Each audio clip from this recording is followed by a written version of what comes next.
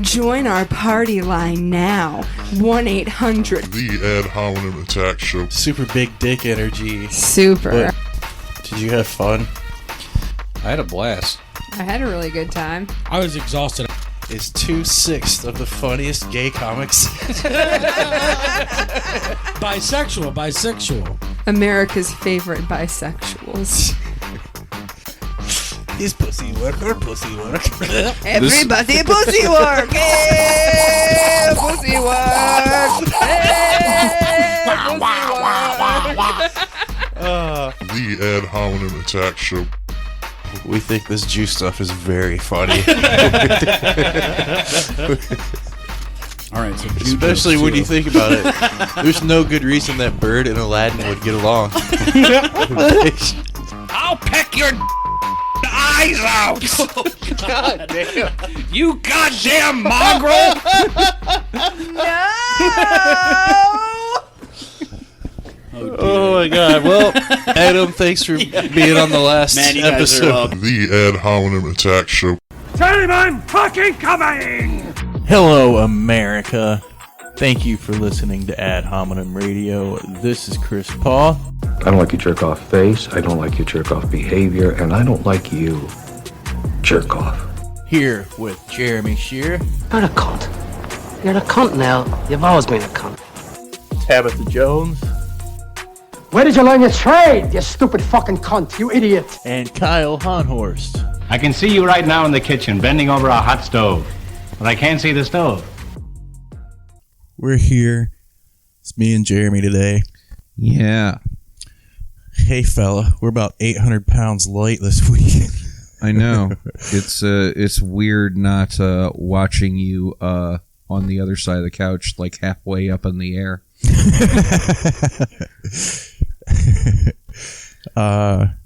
Yeah, I'm less anxious about the legs of the couch this week. Kyle's super busy today. It's comedy festival week. Yeah. We had Ad Hom last night. As of this recording, it was last night. It was last night, and we might have footage of it. So yeah, be on the lookout for that. It was a great show. really good. I was a little off, but I didn't need to be on because everybody was killing for the most part. And then even the bombs were funny. Yeah. They were funny for different reasons, but it was funny. But I had a showcase earlier in the day, so I was there from probably like 3 in the afternoon, 4 till after midnight, and I knew Kyle was a hard worker already, but man, I really felt for him running around trying to keep everything together. 2 different stages and all the stuff that goes into it. There was a point where I was like, dude, you gotta sit down for a minute here. I'm worried about your blood pressure and shit. Running a festival is really hard work. Yeah, and he does 2 of them. Yeah. And this show, and there's the other podcast, and it's a very busy boy, Kyle. Yeah. He's the busiest boy. He's trying to get a lot in before the heart attack. Yeah, he doesn't have much time to craft a legacy, so... Yeah, it's like Kevin Smith when he turned 40. He had a big, like, when he like set up a podcast network and started making movies again. Yeah. Just, Yeah. You want to leave more and more behind, I guess. Well, I can tell you from the people that I've talked to that it has been more than worth it, because people have been having a really good time at these shows. Yeah. The early show was a little light, but it was still just the room and the setup and vibe that they create for the festival is it's still a good time. Yeah. Even the smaller crowds are fun. I will tell you that it helps when I walk into the festival and like I know everybody running everything, so it feels great. Yeah, I think my first year I did stuff was like 2014, maybe 2015, around there. I think I got that was the first time I submitted and got in, and then since then I just kind of it's just assumed. Yeah. Because Wellington, we did a whole episode with Wellington about some bullshit other people had around it a few years ago, but there's a lot less of that these days. Yeah, there really is. I haven't really I haven't been out to. I've met a lot of the newer comics, or I say newer, in the last 3 years, I guess. That I haven't been very active, but it's a good group of folks. It seems that way. I'm not putting my hope in any of these people being decent or sticking around or not being monsters. Well, I mean, and that's more conditioning than than anything. But a lot of them are funny so far. On stage, and writing and stuff like that. I don't know. It's a good. It's a good festival. There's one more today. Today's the last day. Yeah. Dolph Ziggler is headlining tonight, and I really want to go see it, but I also don't want to be around that many people, so I'm probably not going. Yeah, because last night the big show, the main stage, was sold out, and it was full crowd at the Odeon. Yeah. It's a strange the Odeon. I like the comedy there and everything, like that they're doing it there, but it's strange for comedy because they have like the barrier up front that like for mosh pits that would usually be there. So that makes it a little less intimate, I think, but it worked, and I like a smaller or medium room. I've done some of those bigger stages and they're fun, but I don't know. It becomes a different thing in my mind. It's when you're in a smaller room, like the laughs can kind of envelop you. Yeah. When you're in there, and like it really feels different when you're in front of a bigger crowd. Like, yeah, I'm sure anyone listened's like, yeah, you have to say that because that's all you're ever gonna play to, but not necessarily. Even as a nobody, you get chances to go up at festivals and shit like that, and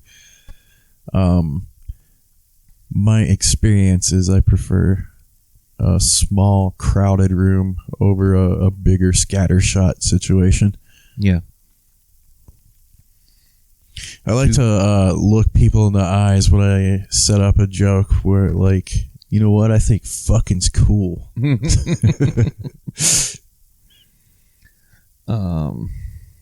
Yeah. To be clear, like, so the Odeon, when you walk in, you go to the left. That's the main stage. That's what Chris is talking about with the barrier. Yeah, that's where like a puddle of mud might be. Yeah. But if you go to the right, there's a small room with a very tiny stage, and is set up perfectly for comedy. Yeah. Because everything is like, it's small, so every seat is super close.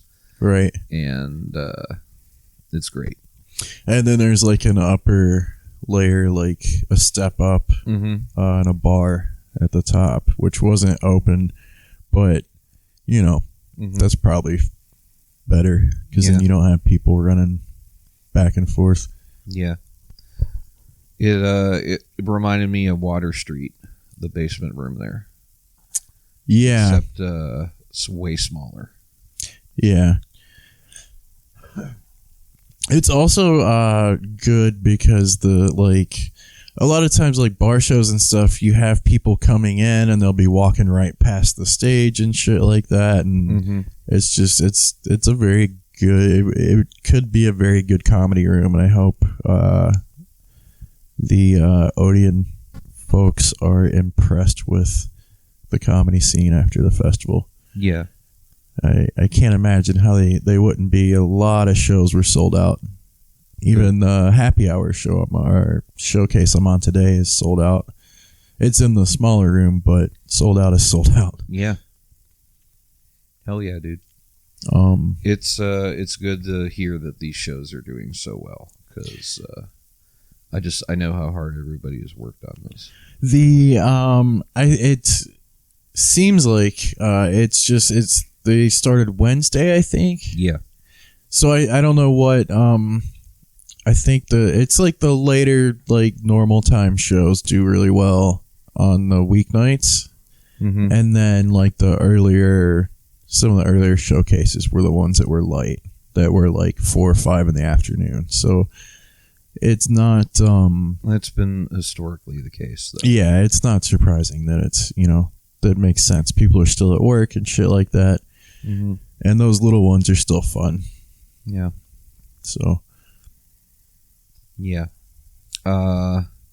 It's just weird that it's the happy hour showcases started like as those 5 o'clock shows at the Kennedy Theater that no one came to. Do you remember those? Yeah.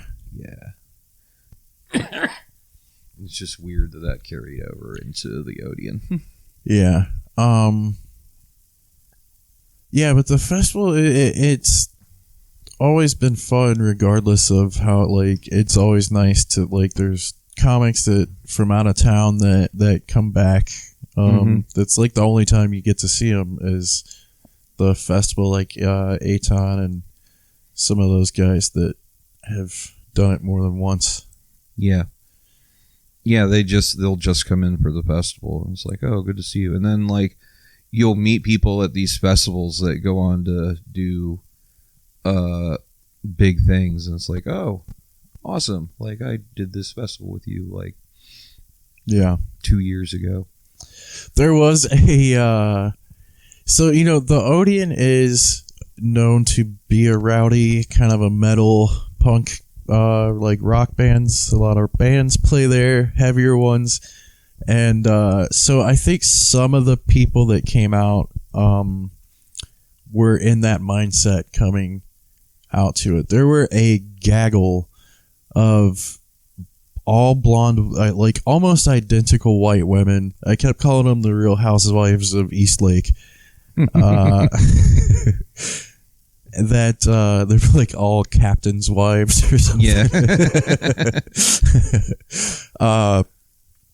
Yeah. They came out, and there's like 8 of them. So they're like, just by design, they're an intention, a train of just, we want everyone to notice, we're hot bitches and we're walking in here and we're drunk. We're buying drinks.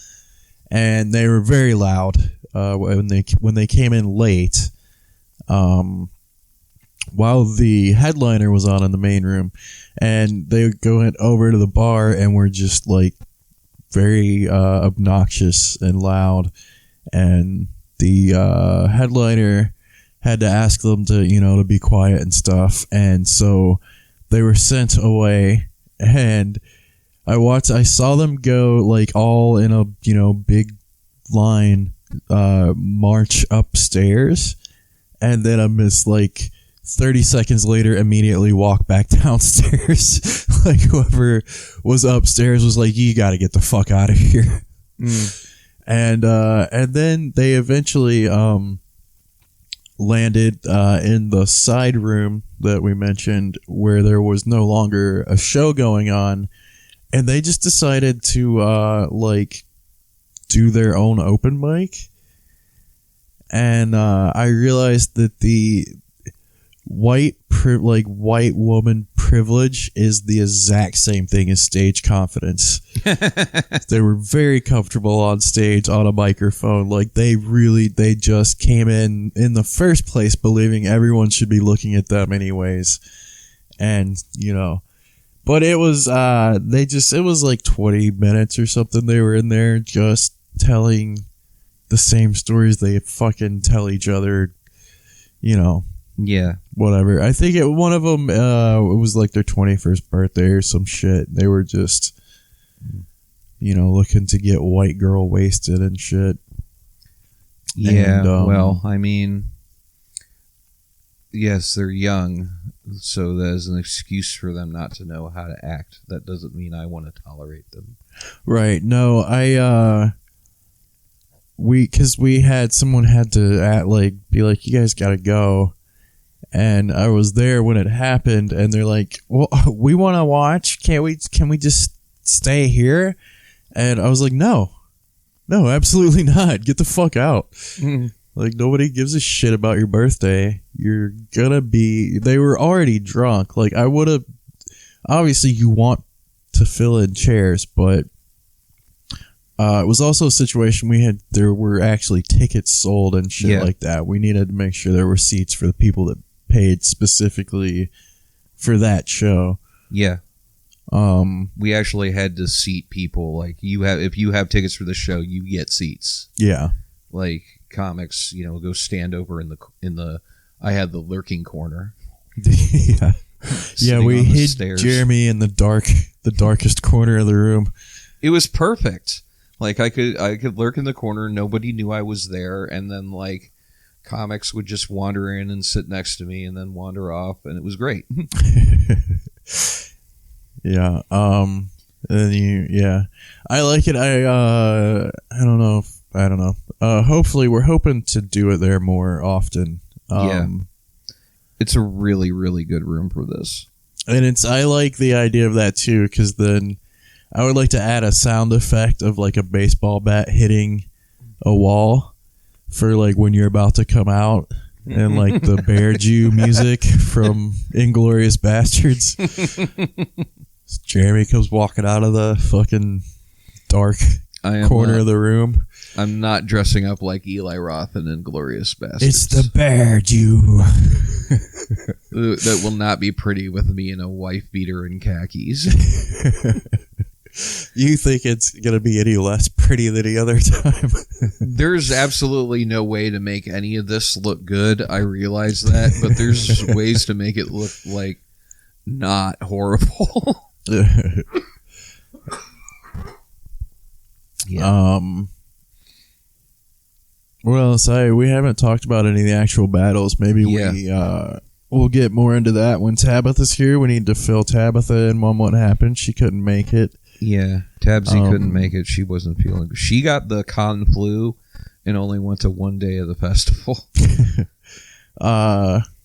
It's definitely, we miss Tabitha. I think.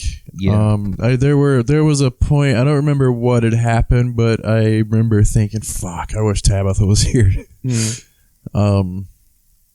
it was something like she would have commented on, and it was probably a snack that needed eaten or something.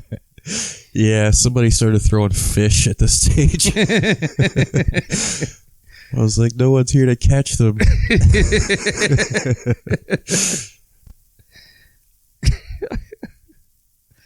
Oh man, we have to get a tank for Tabitha. No, it was the battles were a lot of fun. Surprisingly, like the New York guys that came through, Aiton Levine and Misha Han, almost stole the show. Yeah, with the very first battle. I wasn't surprised. I watched them. They both were on the bigger show earlier, and fucking killed. Yeah. Like, they were great. Aton's very funny. Misha is too. I just said Aton like that because I had seen him last time around too. He did the show. I forget who he battled, but it was a good one. Then I don't know if it was another guy from New York. I know it was another guy from out of town. It was another New York comic. I think they knew each other. Yeah. But it was funny because, like, they were... one of them was playing a word game with him where he was just constantly calling him the wrong name. And then the other guy was reacting. Yeah. It was, about his Jewish name. Yeah. It was good stuff. This time around, it was... they just, they would tell a joke and then react back and forth, and it was fine. Yeah. It didn't seem like gamesmanship or anything. It honestly seemed like these are two friends having fun telling jokes about each other. Yeah. Yeah, I don't, and do we know that they even knew each other, or were they just that funny? Or, I mean, they're still that funny if they did, but... I mean, one of the, like, things that you want to get across to the audience is that we're all friends. Regardless of the type of show that it is. Yeah, I mean, that is true. That's all these idiots think that we go on tour together. Yeah, that's a kind of skill in roast battling, is to make it come off to an audience that you are, familiar enough with each other that this is okay. Mm-hmm.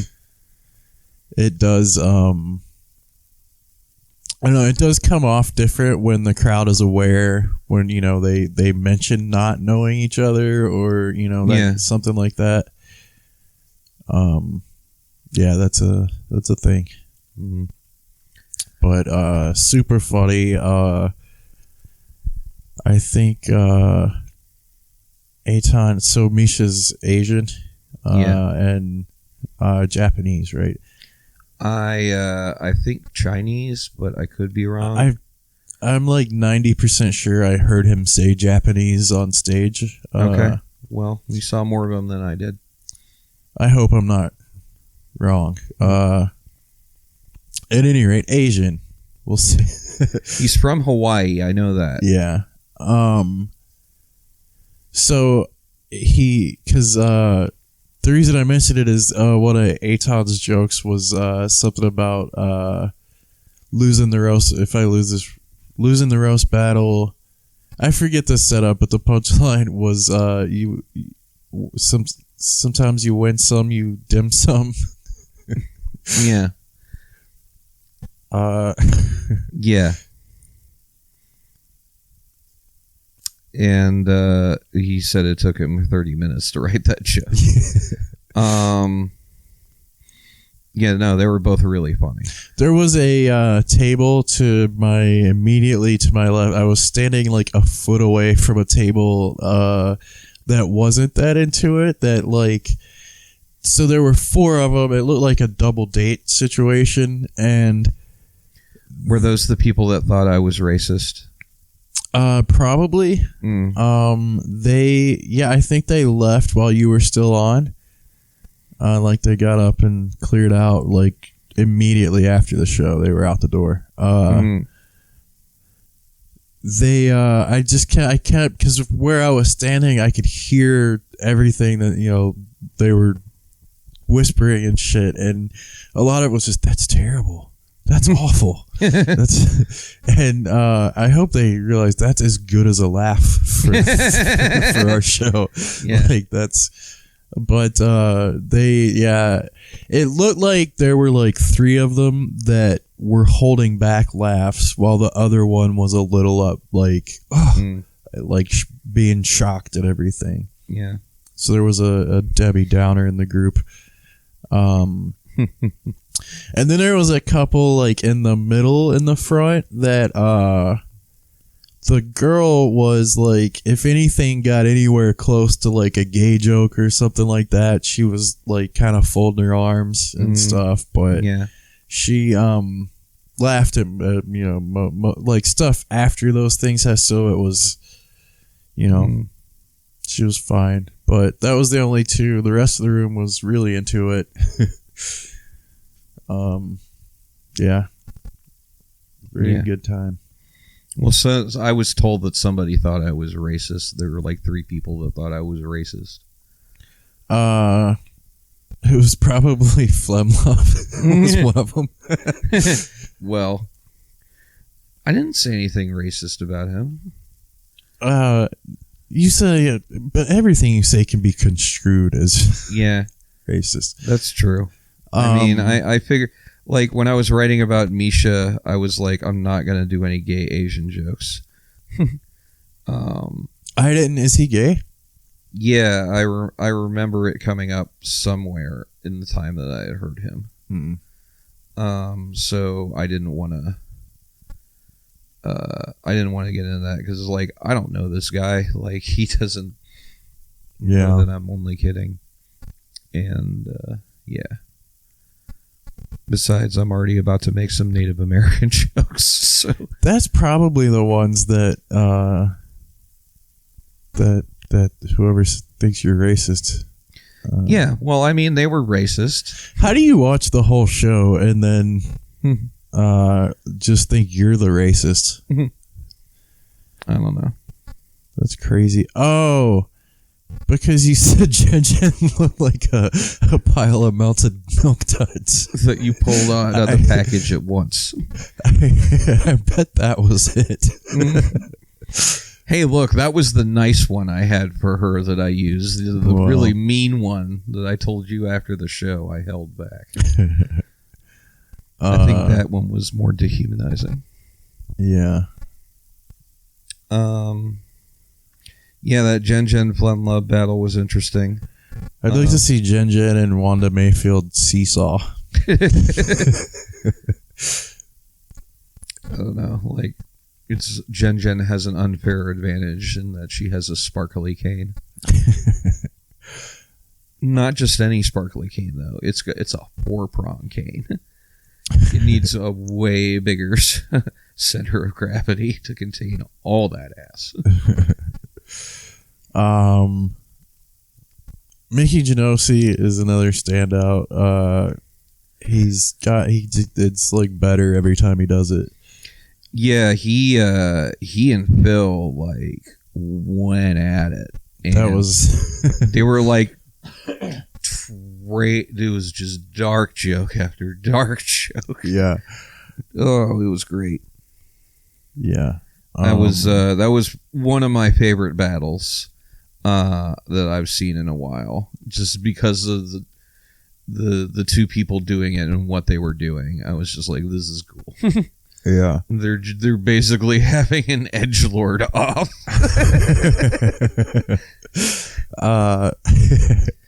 But it's like they're good at it, so it's fun. Yeah. And Joe kept his title. Joe kept the title again. He did. And here's why Joe's a really good example of the fact that he's won it three times now. He's in a 3-match winning streak, yes. Yeah. Because Joe is such a soft, kind boy. And what I'm saying is that it makes it obvious that it's a writing show and not a just being shitty to people show. Yeah. It's a, writing showcase more than anything, in my opinion. Yeah. Yeah. I don't know. That's what I take away from Joe's current I do reign. like that he does the New Japan thing and gives the champion speech after he wins too. Yeah. He's like our Kazuchika Okada. Yeah. I think that's something we'll continue or suggest to future champs. I like it. We hadn't done it before, and Joe Graham has made it a thing. But he's got people like chomping at the bit to get at him. People want a shot at that belt. So yeah, it's it's crazy. It's kind of the first time where like we're gonna have to come up with a power ranking or some kind of system to get to the belt, I think. I think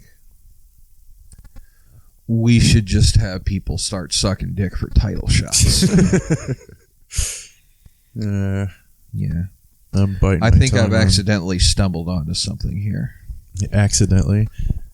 Stumbled onto something here. Yeah.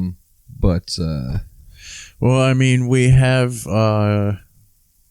the old standing show your dick. Show your dick, win the match. Yeah. The key to a win is to go way too long into go into too many sudden deaths. And then show your dick. Yeah. It's only happened once, but yeah. We keep having this problem where we have two really good people in a title match and nobody wants it to end. Yeah. This is the second time we have had a match with Brett. The other one was in Akron at the Funny Stop against Marv, where the crowd just really liked the battle and didn't want it to stop. Yeah, it happens. We've had it with when Kristen and Tabitha's title match went several extra rounds. Yep. And I mean, I guess the rule could. I mean, also show your pussy. Just doesn't seem as fun, as funny as show your dick to men. Yeah. Seems more predatory that way, but yeah, it's like we noticed that the women on your show are getting a lot younger.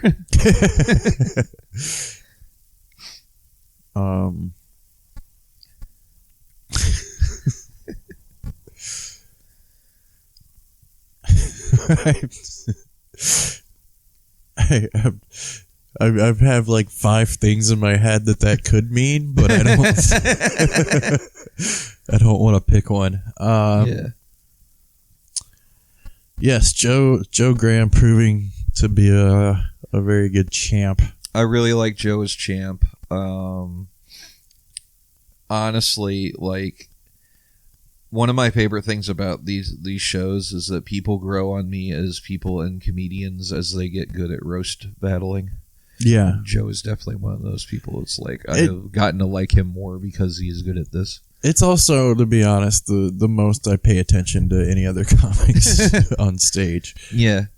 And that's just it's not, I'm not being a dick. It's helps me to not get like a premise in my head and then forget about it. If you see a ton of comedy, you're gonna accidentally like think of something and not, realize where it came from sometimes and shit like that. And so I zone out further. Also, it's painful really to painful. watch. I will say, since I've been back out more, I had forgotten what it is I appreciate about open mics, and it is that half of the people are just absolutely fucking nuts. Like, they're just completely out of their fucking minds that they think that they're funny. And also, I love watching somebody just eat shit just as much as I like to watch somebody kill. I'm not laughing. I'm sitting there going, oh my God, that's what you think this is. Like, it's always interesting to me to see what new people, or like, there's people that are like, they don't really understand what it is. Their family thinks they're funny, and then they come out, and sometimes they keep showing up and their fucking family sucks and boo you. Hate you. You just keep running into the same fucking dumbass family over and over again. Look, all you have to do to get out of that situation is just steal that guy's walker. But it happens, and it's always interesting to see what those people think comedians do when they go up. Yeah. And it's very like, especially really like younger guys when they first start, like that are like 20 or 21 in that range. They they do that like, hey folks, like they do a very like they've seen a lot of stand up in cartoons and shit like that. Yeah. I hate all of that. So I enjoy cringing at folks. Yeah, it's I only have so many hours of my day. I don't want to spend like 2 of those hours feeling weird because some asshole said something stupid. Yeah, I mean, there are times where you can tell that they're just trying to be funny, but it comes off like super racist. Oh, but those are sometimes magic. I really wanted to recreate the chicken wing scene at All Saints. See, that's what I'm talking about, though. That's the kind of shit, like, it's a slog most of the time. But when you sit through enough of them, you see the most amazing shit. And by amazing, I mean, like, just the, like... It's like where the line of like people just being insane, like it's just short of dangerous. It's like just short of like you're just the next step down from them murdering the entire bar. It's a very one bad day Joker kind of thing. Chris, I feel seen. Yeah. Sometimes they stick around for like 15 years. Shut up. Shut up. I don't like the fact that I'm one of the crazy people that you like to see at open mics. Seasoned crazy people, Jerry. You're a veteran at being a crazy person, I see. Yeah. It's also fun to watch someone come along and like do it for a couple of years and just watch them deteriorate as a human being.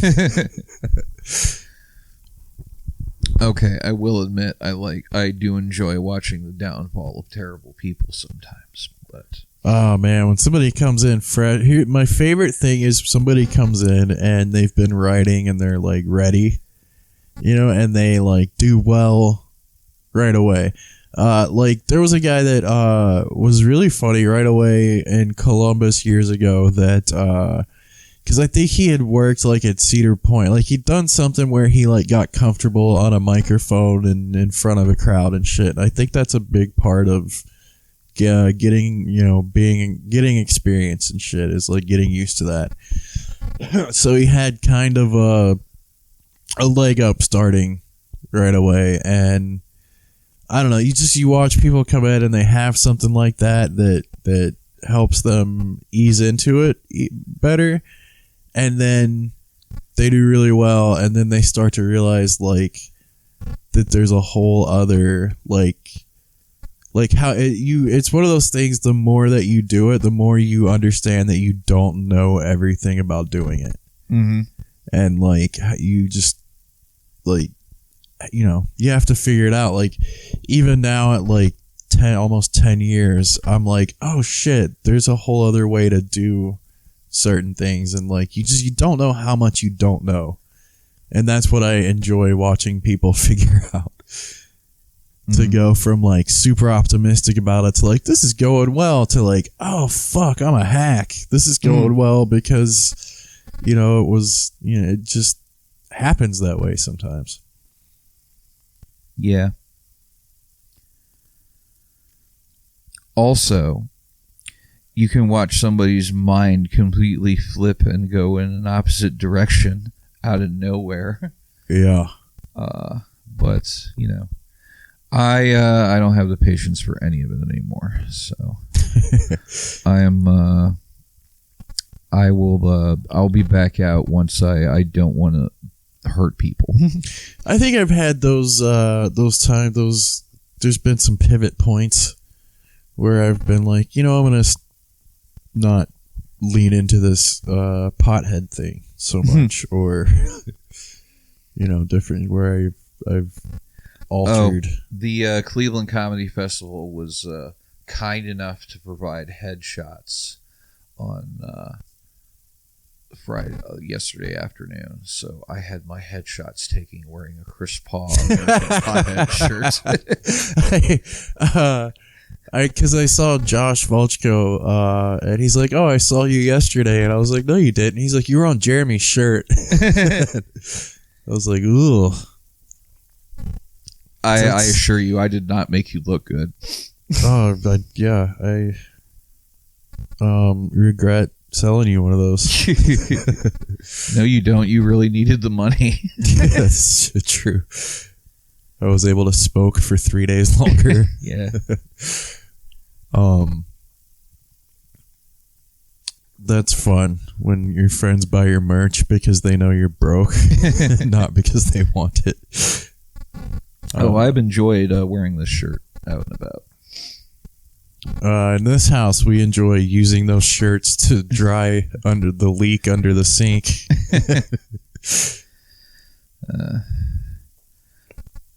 I had somebody ask me about getting a copy of Trigger Warning, so I have to dig through my totes and see if I have any left. Do you feel good about that? What about that? About DVD? giving it to people?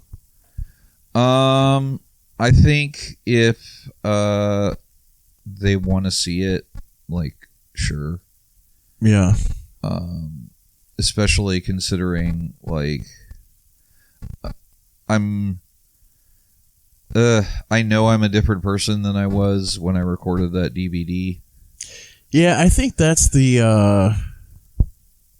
that's the weird thing about recording something like that and having it out there is like, yeah, it's weird. It's like a snapshot of like, that's what. This is who I was in 2012. Yeah. Yeah. This is me, like, on probation doing things. Yeah.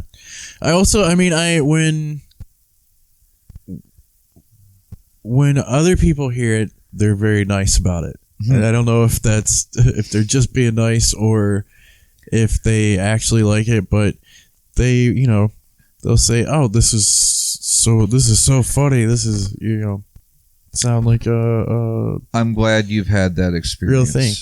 I had somebody come up to me at a show and go, "Hey, I was given your DVD at this movie convention that Jorge De La Rosa always goes to. I forget what it's called, but it's like a big thing every year that people go to." He said, "So I watched your DVD. Was it supposed to be funny?" I just laughed. I was like, "Man, that is the I would be like, "You shit fucking ever." walking Twitter comment. Get the fuck out of here." It was very funny, but people are complimentary, but when I listen to it, I'm like, "Oh God, ugh!" I don't like my voice. I don't like the jokes anymore. Some of them I do. I have listened to it and stuff that I don't remember. Like it'll make me laugh. But that's I don't sit around listening to it. I did a while back because I re-edited a version of it that I'm gonna do something with here soon. But yeah. I am not exactly like I'm not selling my DVD anymore, so that's like how I feel about it. But yeah, this is probably my biggest problem doing any of this is I'm really bad at that stuff, and like I have the link like in my social media stuff, but I didn't really push it. Even when I put it out, I didn't do a very good. I was a crazy pants at the time and just kind of dumped it out. Yeah. So, how does it feel knowing that you're the sanest one among us right now? It's pretty good. Yeah. Pretty good. Fantastic. Glad you're enjoying. Having a pretty good back half of the year. First half, not so much, but right. Yeah. I am having a horrible fat half. Well, that's why. First of all, that's why there's 4 of us. Yeah, because we're all. Kyle is the mentally the most healthy. Like he has a real life. Like he's married and I don't know. Maybe gonna have kids. I don't know if he has plans for kids, but regardless, I think because they're both fat people, he can't get his penis far enough inside of her to actually ejaculate enough to have kids. Well, I'll have you know that's you only have to go so far. I'm aware. I just wanted to get the image in people's head of 2 bellies pushing against each other and just the tip of a penis entering a vagina.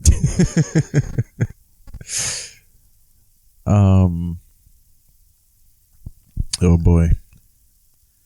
I don't know. We have to get over to the comedy festival today. Yeah. Or I do. You do. I'm not going. I am you have helped me realize as soon as I come over here that I am not like okay with being around people right now. So well, thanks. It's fucking rude. Yeah. Once I saw you, I was like, I don't want to see people. This is fucked up. Yeah, I don't know. The festival is going great.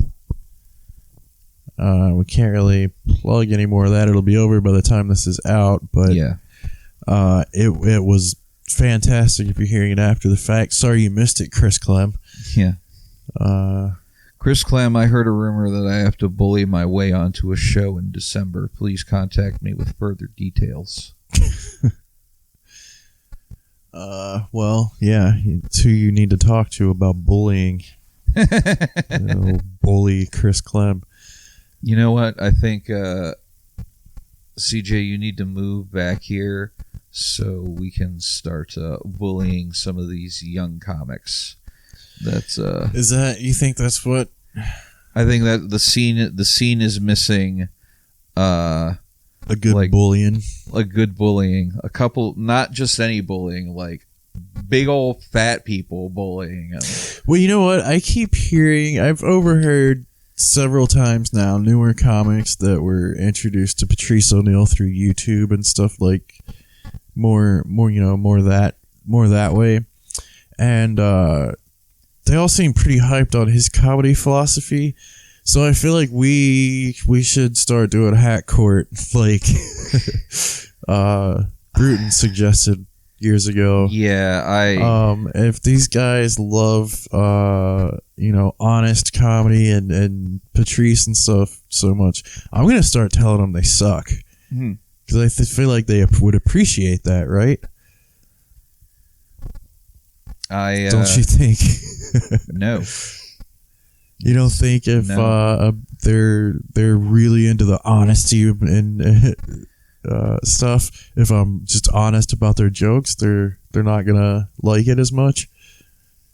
No, that's that's weird, isn't it? It's very weird, but I will say, just since we've been talking about open mics and stuff, there absolutely are a slew of Chappelle babies that are emboldened to say whatever they want about gays and trans again. A slew, you say? Yes. Well, it's becoming a thing. I've seen a couple of times. There's a couple of guys, and so. Well, I did not choose violence about that last night. So. Well, I'm gonna start signing up right after them. That's what I'm gonna do, and give an opposing. And now the cocksucker's perspective with Chris. Hey, fam. I just want to let you know that dick is delicious. You heard? You can be straight and suck dick. It's not. Yeah. That's how it works now. And guess what? It doesn't have to be a man dick. It can be a lady dick. Welcome to 2021, faggot. Girl cum tastes like cucumber melon. What? My thing is, there's a way to fucking make fun of there is a way to do all of that edgy stuff. You just don't be a fucking sledgehammer. You know, have some fucking tact and be funny about it. Just make homophobic statements and then try to support them with jokes. It's a joke format for sure to say like something shocking or you know that you think is going to be controversial and then walk your way to defending your perspective. That's a style of joke. Bill Burr is really good at it. Most people at open mics that didn't start doing this 25 years ago, not that good at it. But at any rate, we were wrapping up. Yeah. We got shit to do. We do. I gotta go get more beverages. I gotta wash my dick before I go to the show. That's a good idea. Like you gotta wash my dick before I stick it in this crowd's mouth. No, man, you gotta keep it fresh and clean because there are people that are going to be asking you for title shots. Mouth. That is not how you get a title shot. You just write good jokes. No. You write them in Sharpie on my dick, but you have to suck Chris Paw's dick. That's false. To get a title shot. No, you don't. I'm very picky about title shots. Okay. Look, I know who's getting the next title shot, and I just want it to be known that he definitely sucked your dick. That's absolutely not true. We haven't picked anyone.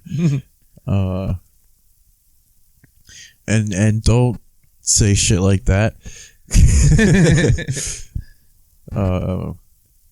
Don't get me canceled. Don't get me canceled. Oh no, I might have to go start a show on Compound Media. Don't cancel me. Yeah. Please don't cancel me. I don't want to be friends with Chad. Yeah. You think Chad Zumach holds a grudge. You just wait, Cleveland. Add the desperation of that I'd never had a sweater vest night. You will feel my wrath. Okay. Tabitha's not here to sign out, so we'll go old school. That'll do, pigs.